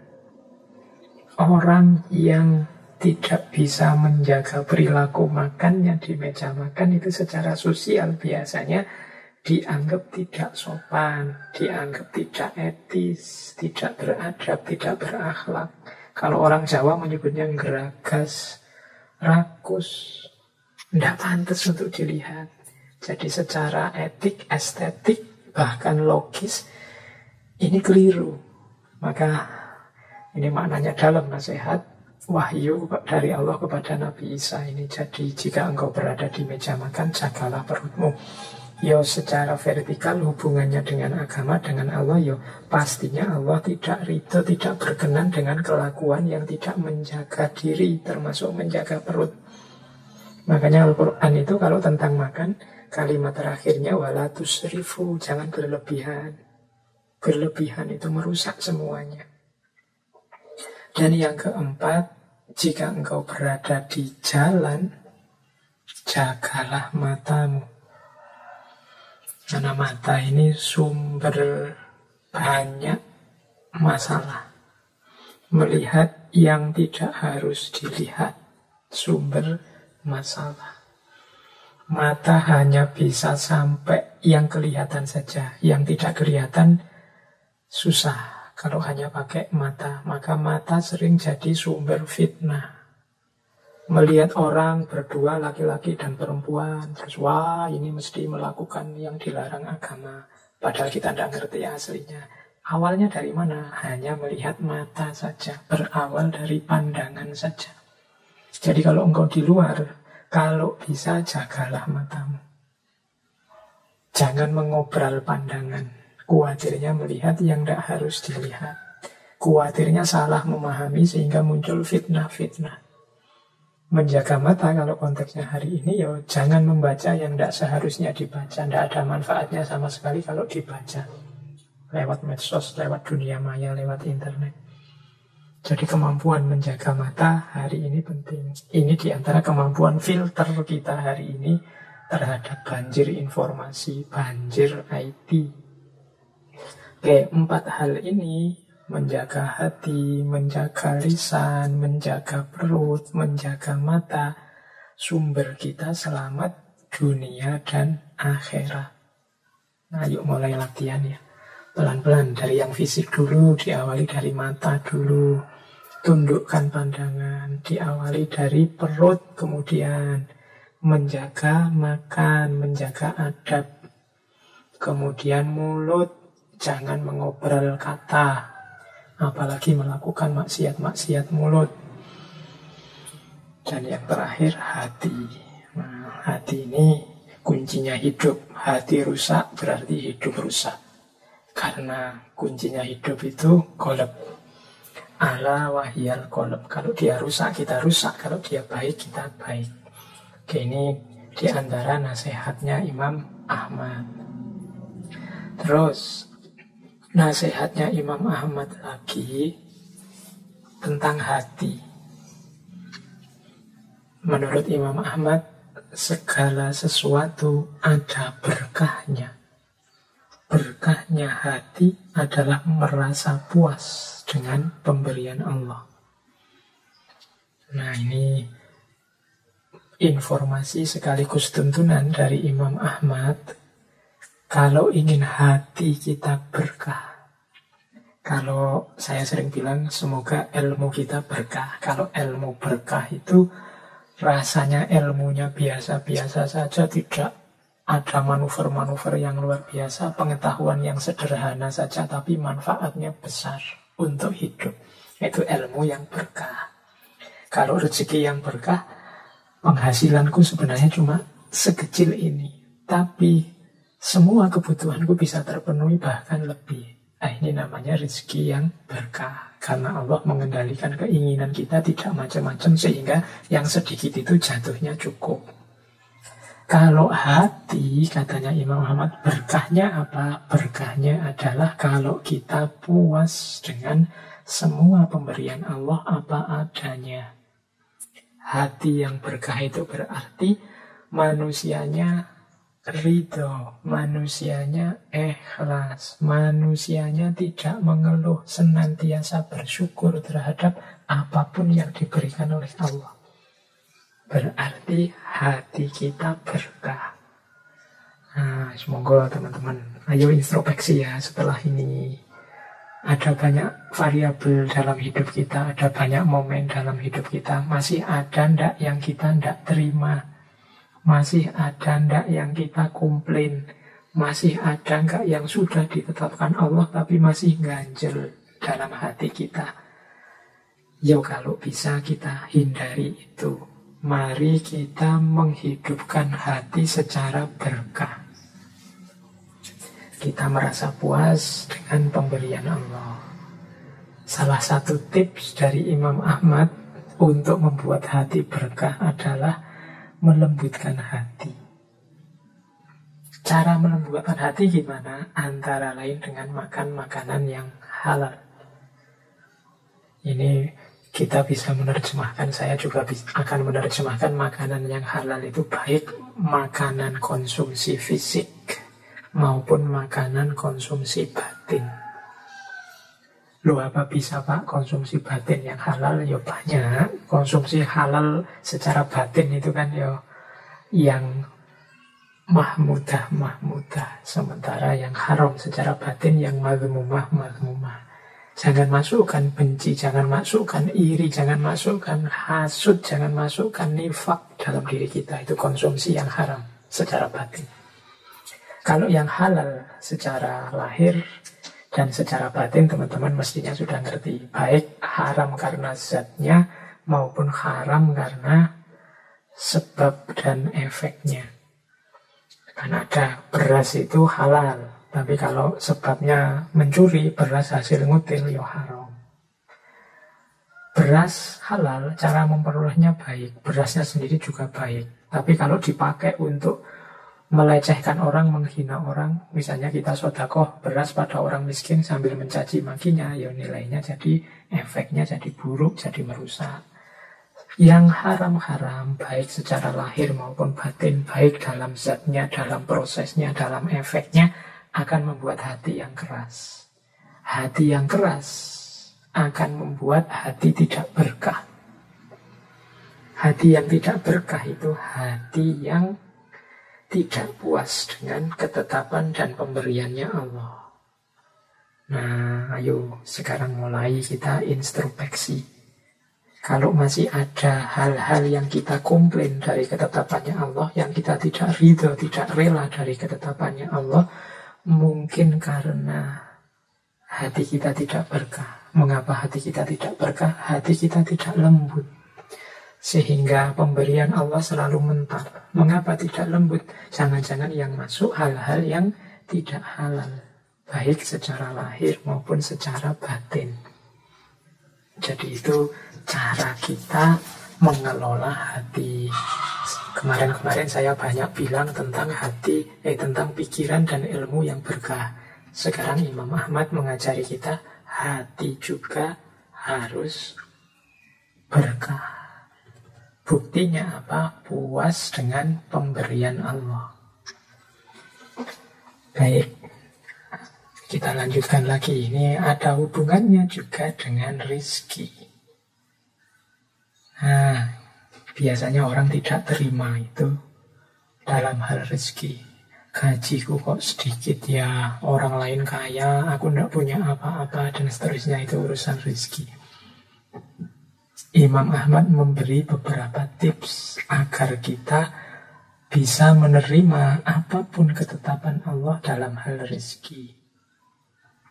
Kata Imam Ahmad, rizki itu kalau sudah jatah kita, rizki itu telah dibagi, tidak akan bertambah dan tidak akan berkurang.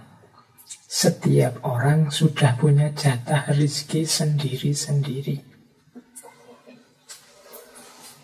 Tapi Pak, kok ada orang itu yang rasanya kekurangan sementara yang lain kelebihan? Yaitu masing-masing dengan ujiannya sendiri-sendiri. Yang kelebihan, yang merasa lebih mau tidak berbagi, yang merasa kurang mau tidak tetap ridho dan sabar. Kalau jatah sudah pasti. Tinggal kita ridho atau tidak, menerima atau tidak ketetapannya Allah. Rezeki tidak akan bertambah atau berkurang. Yang kemudian dituntut oleh Allah sikap kita terhadap rezeki. Kata Imam Ahmad selanjutnya, rezeki itu disebut bertambah jika pemiliknya memperoleh kemudahan dari Allah untuk menginfakkannya dalam ketaatan. Kalimat bertambah di sini bisa kita artikan barokah. Jadi rizki itu barokah kalau orang yang punya rizki dianugerahi oleh Allah kesadaran untuk berbagi, menginfakkannya dalam ketaatan. Itu barokah. Tadi di depan saya bilang, biasanya orang mendefinisikan rizki barokah itu jumlahnya sedikit tapi rasanya tetap cukup. Ya itu juga termasuk ziyadatul khair.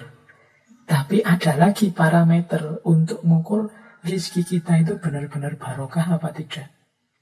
Yaitu katanya Imam Ahmad, kalau kita punya kesadaran untuk berbagi. Berarti barokah. Yang namanya rizki itu kan jatah kita. Tidak bertambah, tidak berkurang. Lah kok kita mau berbagi dengan orang lain, berarti rizki kita barokah. Tidak sekedar yang sedikit jadi cukup, yang cukup jadi banyak. Tapi berapapun yang kita peroleh, kita punya kesadaran untuk berbagi. Kita tidak berambisi untuk menikmati sendiri, tapi ingin orang lain juga merasakan serba sedikit apa yang kita nikmati. Oke, jadi itu wasiat dari Imam Ahmad tentang rizki. Jadi kalau rizkinya barokah, insya Allah yang masuk ke dalam diri kita juga hal-hal yang barokah. Kalau sudah yang masuk hal-hal yang barokah, hati kita akan barokah. Hati yang barokah adalah hati yang diridhoi oleh Allah. Seperti yang kita jelaskan sebelumnya. Baik, kita lanjutkan dengan wasiat-wasiat dari Imam Ahmad selanjutnya. Terus ada lagi beberapa nasihat Imam Ahmad tentang kebaikan. Suatu ketika putra beliau, Abdullah, bertanya kepada ayahnya, "Wahai ayah, berikanlah wasiat untukku. Kata Imam Ahmad, ya bunaya anwil khaira fa innaka la tazalu bi khairin ma nawaital khaira. Wahai putraku, milikilah niat yang baik. Sesungguhnya dirimu akan selalu dalam kebaikan selama engkau memiliki niatan yang baik. Ketika putra beliau meminta nasihat, Imam Ahmad memberi nasihat, kuncinya kebaikan itu ada di niat yang baik. Ini jadi kunci. Kalau niatnya sudah tidak baik, sebaik apapun jenis perbuatannya maupun hasilnya, ya tetap nanti nilainya jadi tidak baik. Sedekah dengan niat biar dia tahu betapa kekayaanku banyak, ya pahalanya, catatannya bukan sedekah, bukan berbagi, tapi kesombongan. Bentuknya baik, tapi tertulisnya jadi jelek. Silaturahim itu baik, tapi niatnya apa? Niatnya adalah biar dia sadar berhadapan dengan siapa dia selama ini, biar dia tahu seperti apa kebesaranku. Selama ini kan kita tidak pernah ketemu. Kalau ketemu paling dia sadar. Nah, ini niatnya di depan sudah keliru. Kalau niatnya buruk, gerbangnya tertutup untuk kebaikan. Yang kita lakukan meskipun bentuk perbuatannya baik, ya catatannya jelek. Jadi penting teman-teman, tidak sekedar perbuatan kita baik, tapi dia harus kita buka gerbang kebaikan itu dengan niat yang baik. Kuliah itu baik karena dia jalan ilmu. Tapi kalau niat kita tidak maksimal untuk ilmu, mungkin dalam rangka pekerjaan, mungkin dalam rangka ijazah, nilai yang baik dan macam-macam, ya kita dapatnya hanya sebatas itu. Ya niat baik paling puncak itu kan lillahi ta'ala, karena Allah. Kalau dalam hadis itu kan barang siapa niatnya hanya demi perempuan untuk dinikahi atau demi yang duniawi untuk didapat, ya dia cuma dapatnya itu. Berarti tidak tercatat sebagai kebaikan yang utuh. Itu nasihat pertama.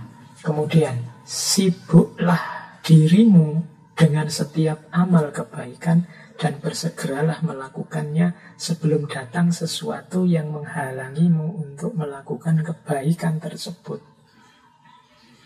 Jadi sebelum melakukan hal yang baik, kalau kita sudah berniat baik, segera ayo kita lakukan kebaikan itu. Niatnya sudah benar, jangan ditunda-tunda lagi. Besoklah, nantilah, nunggu inilah, nunggu itulah. Hati-hati karena kalau nanti ada sesuatu yang datang yang menghalangi kebaikan itu, ya kebaikan itu akhirnya tidak jadi dijalankan. Di beberapa kesempatan sering saya sampaikan bahwa menunda-nunda kebaikan itu termasuk salah satu mental block. Mental block itu yang menghalangi kita untuk melakukan kebaikan. Selain malas, itu menunda-nunda. Menunda-nunda itu ya nanti saja. Mau nulis skripsi apa tesis, nanti sajalah. Sudah diberi oleh pembimbingnya perbaikan ini diperbaiki, nanti sajalah.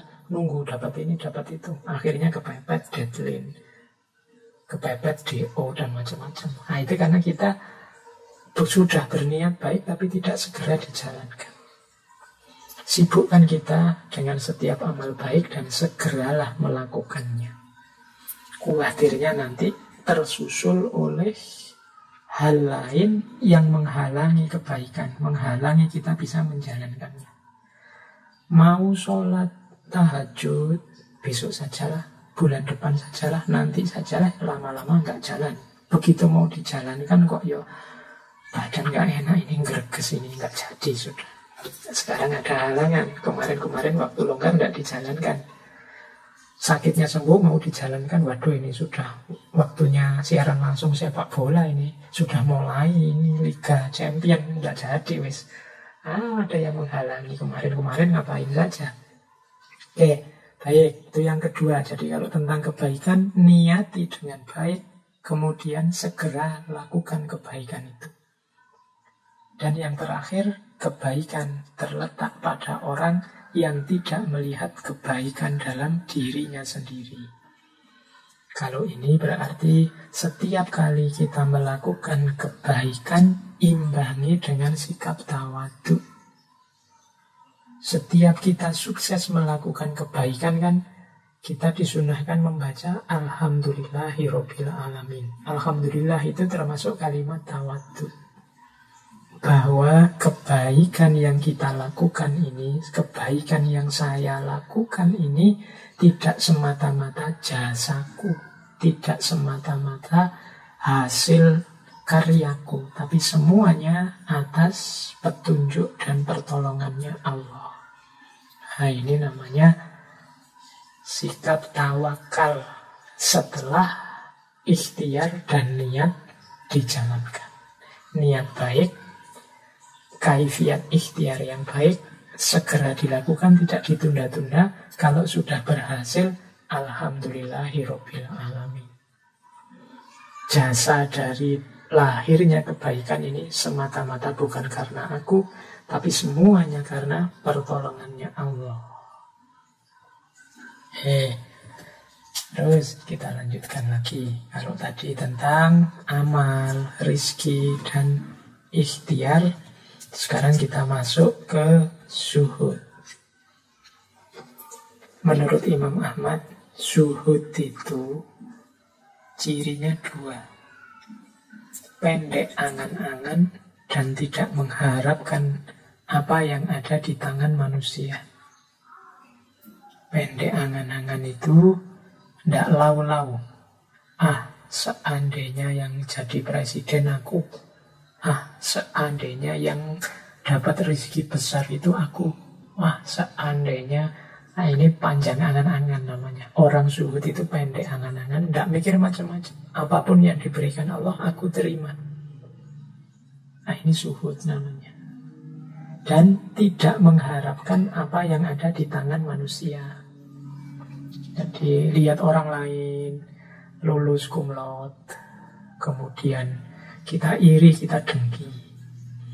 Harusnya yang cum laude ranking pertama aku, dia dekat saja sama dosennya, menunjukkan kita tidak zuhud.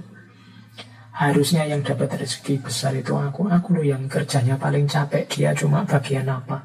Itu namanya tidak zuhud. Harusnya yang dapat pujian itu aku, sebagian besar kerjaan ini yang menyelesaikan aku, orang lain yang dipuji, semuanya dianggap sama saja. Ini berarti kita tidak zuhud.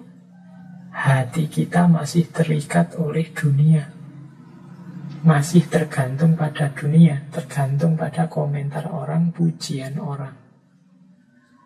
Jadi zuhud itu pendek angan-angan, tidak membayangkan yang tidak-tidak.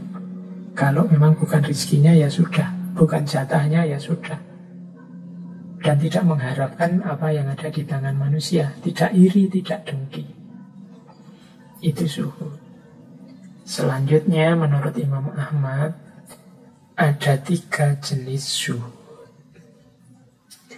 Ada zuhudnya orang awam. Zuhudnya orang awam itu meninggalkan yang haram-haram. Ada zuhudnya orang khusus. Orang khusus ini zuhudnya meninggalkan yang kurang manfaat. Ada zuhudnya orang lebih khusus lagi, para kekasih Allah, yaitu meninggalkan segala yang menyibukkan, membuat jauh dari Allah. Ini 3. Monggo kita introspeksi sendiri-sendiri ya. Kita ada di level zuhud yang mana? Kalau kita masih berjuang meninggalkan yang haram, berarti kita ada di level zuhudnya orang awam. Kalau kita sudah melampaui itu, Pak, kalau yang haram, yang dosa-dosa itu, alhamdulillah, saya sudah bisa meninggalkan. Oke, kalau gitu sekarang naik kelas sedikit, tinggalkan yang kurang manfaat. Monggo teman-teman dicek ya kurang manfaat apa. Berlama-lama pegang HP kah? Berlama-lama nongkrong di kafe kah? Berlama-lama ngobrol yang tidak ada gunanya kah? Berlama-lama surfing, googling nonton drakor apapun itu, coba kita introspeksi. Kalau memang tidak terlalu penting, kurang manfaatnya, yo latihan untuk ditinggalkan. Kalau kita sudah sukses meninggalkan yang kurang manfaat ini, alhamdulillah berarti kita sudah ada di level zuhud yang kedua. Nah, kalau sudah sukses meninggalkan yang kurang manfaat, ayo naik kelas lagi. Kita zuhud dengan cara meninggalkan apapun yang membuat kita sibuk dari Allah, yang membuat kita menjauh dari Allah, yang membuat kita tidak dekat dengan Allah. Jadi kesibukan kita hanya tentang Allah dan untuk Allah saja. Nah, ini berarti orang yang sudah zuhud level tertinggi, orang-orang yang dekat dan mengenal Allah. Nah, ini nasihat dari Imam Ahmad yang sekaligus sudah beliau lakukan sendiri, seperti yang disampaikan oleh guru beliau Imam Syafi'i. Imam Ahmad itu salah seorang gurunya, imamnya orang zuhud. Berarti Imam Ahmad sudah nyampe level kesibukannya hanya tentang Allah dan untuk Allah saja. Baik, kita lanjutkan. Nah, ada lagi nasihat dari Imam Ahmad kepada seseorang yang menurut saya penting untuk kita. Jadi suatu ketika ada orang datang kepada Imam Ahmad minta diberi nasihat. Imam Ahmad memberi nasihat begini. Jadi Imam Ahmad tidak memberi teori macam-macam. Imam Ahmad hanya mengulang, menegaskan keyakinan orang ini selama ini. Sebenarnya ini juga kepada kita, menyinggung kita selama ini. Karena kadang-kadang kita itu ngerti semua teori tentang kebaikan, hanya saja kita tidak pernah mau dan tidak pernah menyempatkan diri untuk menjalankannya, merenungkannya, dan lain sebagainya. Maka Imam Ahmad isi nasihatnya begini pada orang ini. Jika Allah Azza wa Jalla menanggung rizki, maka mengapa engkau khawatir? Jika ganti dari Allah itu benar, maka mengapa engkau bakhil? Jika surga itu benar adanya, mengapa engkau bersantai?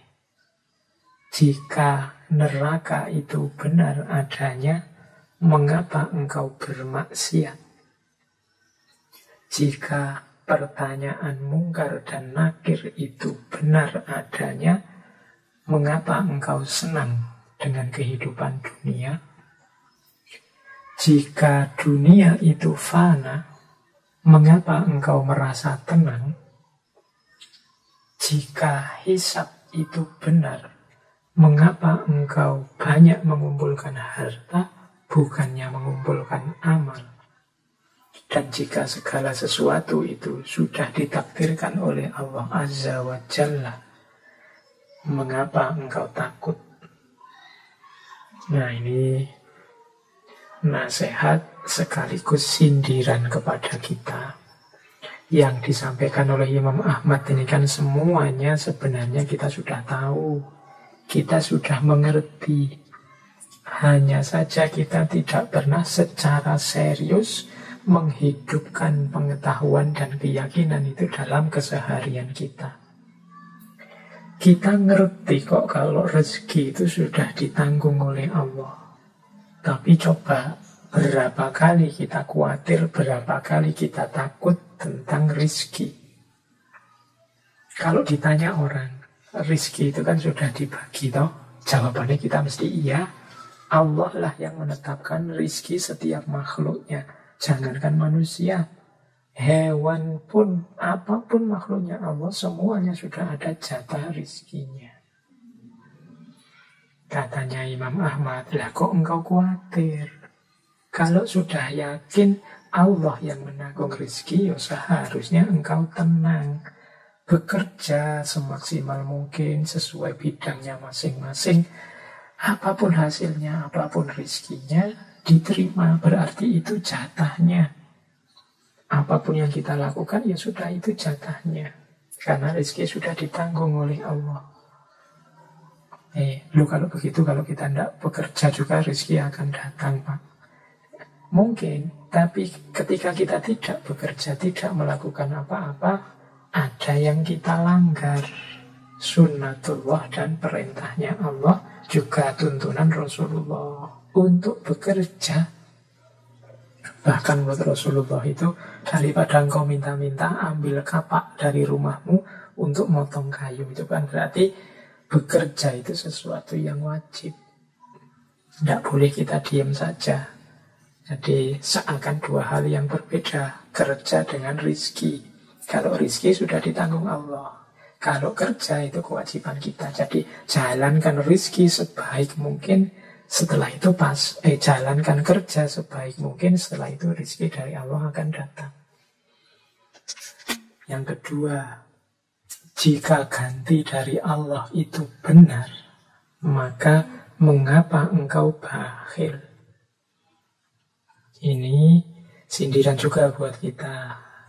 Al-Quran itu secara tegas menyatakan barang siapa berinfak, barang siapa bersedekah, Allah akan memberinya, membalasnya dengan berkali lipat. Dan kita sebenarnya juga percaya logika ini. Tapi mengapa kok kita masih bakhil? Masih eman untuk berbagi, masih pelit, masih perhitungan kalau ingin memberi atau membantu seseorang. Katanya apapun yang kita berikan, kita yakin akan diganti oleh Allah. Tapi kok kelakuan kita sehari-hari tidak menunjukkan itu. Nah, ini disindir oleh Imam Ahmad. Jika ganti dari Allah itu benar, mengapa engkau bakhil? Kemudian pertanyaan selanjutnya dan nasihat selanjutnya dari Imam Ahmad, jika surga itu benar adanya, mengapa engkau bersantai? Kita yakin surga adalah hak, sebagaimana neraka juga hak. Lah kok kita santai? Kok kita tidak semangat beribadah? Kok kita tidak semangat ingin dekat pada Allah? Masih bisa kita bersantai dengan keyakinan bahwa besok ada surga. Jika neraka itu benar adanya, mengapa engkau bermaksiat? Masih bisa kita melakukan maksiat padahal kita yakin neraka itu hak ada.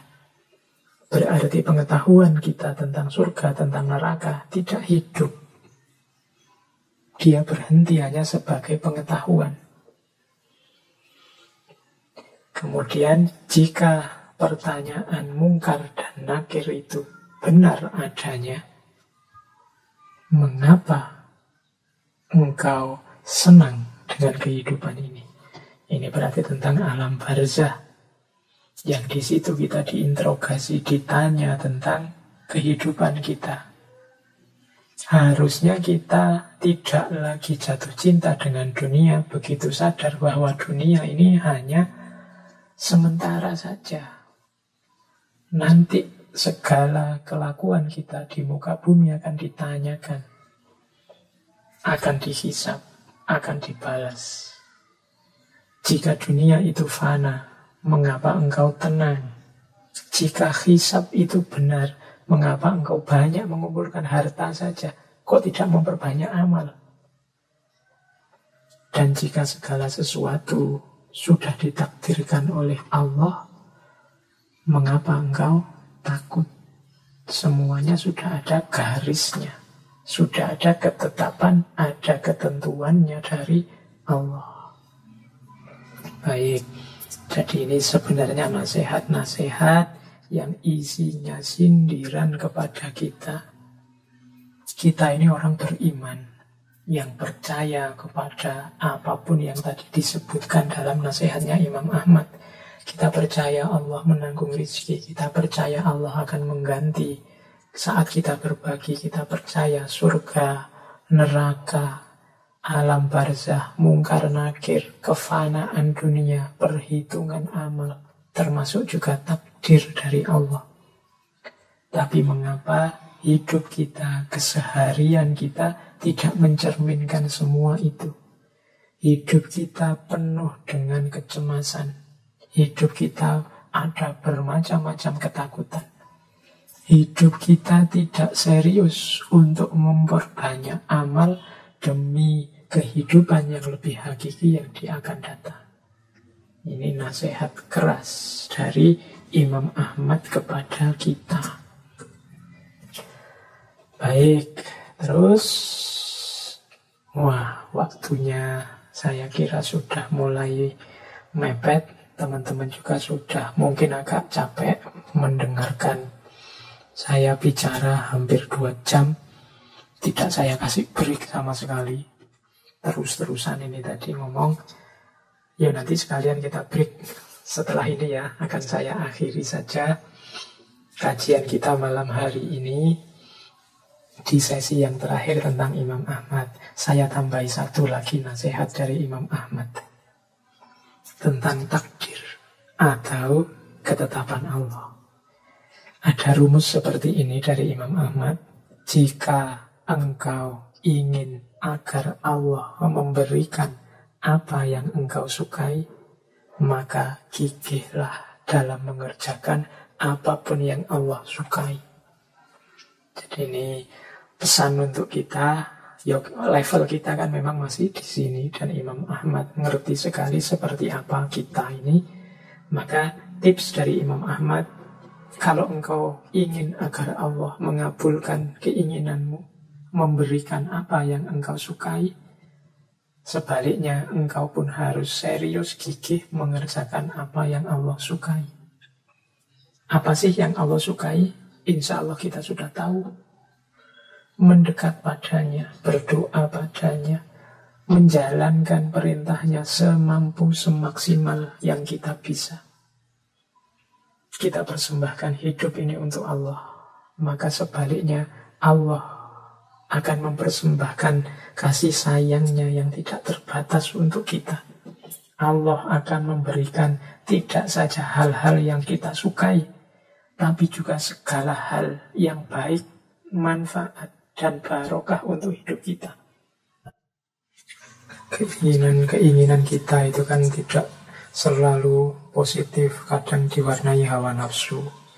Kadang-kadang kita juga menginginkan sesuatu yang menurut kita baik, tapi di balik itu tersembunyi bahaya-bahaya untuk hidup kita, baik di dunia maupun di akhirat. Nah, insya Allah, tapi kalau jalan untuk mewujudkan keinginan-keinginan itu dengan cara menjalankan apa yang diinginkan dan diridhoi oleh Allah, insya Allah yang diberikan oleh Allah tidak sekedar mewujudkan apa yang kita inginkan, tapi memberikan jauh yang lebih baik dari itu. Mungkin kita inginnya 10, Allah memberikan 12. Atau Allah tidak memberikan yang 10 itu karena Allah tahu yang 10 ini efeknya akan merusak dalam hidup kita. Allah menggantinya dengan 10 yang lain, 12 yang lain yang jauh lebih bermanfaat dan barokah untuk hidup kita. Jadi kita tidak bergantung pada amal kita, pada harapan kita, tapi kita pasrahkan semua pada Allah. Kita mohon agar keinginan kita terkabul, terpenuhi dengan jalan menjalankan apa yang diinginkan oleh Allah dan menjauhi apa yang tidak disukai oleh Allah. Ini maksud dari wasiat Imam Ahmad yang terakhir ini. Baik, saya kira cukup sampai di sini, teman-teman, untuk tema kebijaksanaan Imam Ahmad bin Hambal. Bulan depan insya Allah kita ganti tema lagi biar tidak bosan. Ya nanti kalau ada waktu yang lain bisa kita angkat lagi tokoh-tokoh luar biasa bulan ini. Mungkin beberapa gagasan dari beliau-beliau atau mungkin 1-2 kitab yang akan kita bedah. Semoga nanti ada waktu untuk melanjutkan membahas tokoh-tokoh besar ini. Karena bagaimanapun mereka ini orang-orang luar biasa yang dicintai oleh Allah dan meninggalkan banyak sekali khazanah-khazanah berharga untuk kehidupan kita. Saya akhiri sekian untuk sesi malam hari ini. Kurang lebihnya mohon maaf. Wallahul muwafiq, wallahu a'lam bissawab. Wassalamualaikum warahmatullahi wabarakatuh.